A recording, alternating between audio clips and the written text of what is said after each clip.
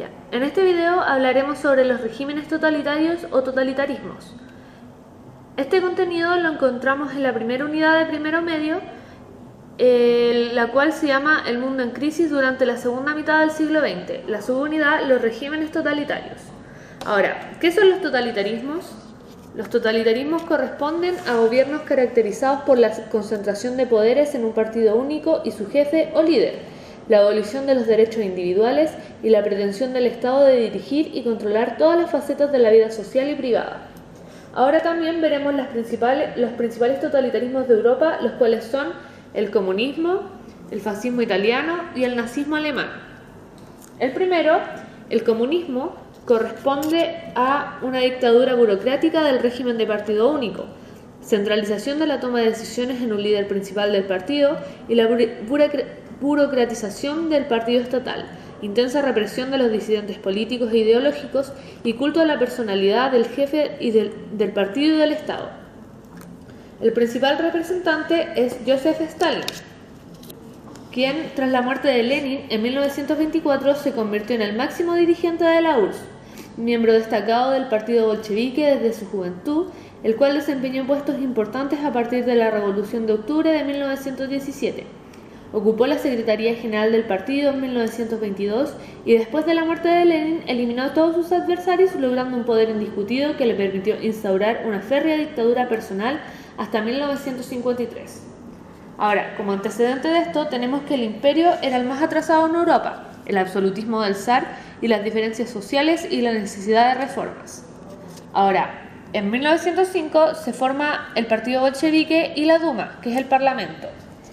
El partido bolchevique es la fracción más revolucionaria del Partido Obrero Socialdemócrata ruso, y el nombre tuvo su origen en la mayoría, bolcheviki, que apoyó las tesis radicales de Lenin en el segundo congreso del partido celebrado en Bruselas en agosto de 1903. Defendió el protagonismo del proletariado en la revolución y creación de una dictadura revolucionaria. Así también, en 1917 comenzaron las manifestaciones populares en Petrogrado, las cuales dieron inicio a la revolución. También, en 1917, el golpe de estado de los bolcheviques y los soviets eligen a Lenin de presidente. En 1922 se crea la URSS, Unión de Repúblicas Socialistas Soviéticas. De 1921 a 1927 se empieza a reactivar la economía con una nueva política económica, el NEP. En 1924 Lenin fallece y Stalin asume como presidente. En 1929 se abandona el NEP y luego Stalin instaura un gobierno autocrático controlado por el Partido Comunista. Así también encontramos el fascismo italiano, el cual corresponde o tiene una base de ideología antidemocrática y anticomunista. El Estado estaba dirigido de forma totalitaria por un líder, el duce, y las libertades individuales se suprimieron. Solo existía un partido único, el Partido Fascista. Intervenía en la economía con el fin de conseguir la autosuficiencia del país, pero también se apoyaba en los empresarios privados. Y el principal representante correspondía a Benito Mussolini, quien era un político italiano fundador del fascismo y ocupó el poder en 1922, instaurando paulatinamente una dictadura personal. Llevó a cabo una política exterior expansionista y se alió con la Alemania nazi. Fue apresado y ejecutado el 28 de abril de 1945. En 1919 Mussolini crea los fascios de combate contra la democracia y la organización obrera. Luego, en 1921, el Partido Nacional Fascista, que como base tenía el nacionalismo, autoritarismo y personalismo. En 1922 se realiza la Marcha sobre Roma.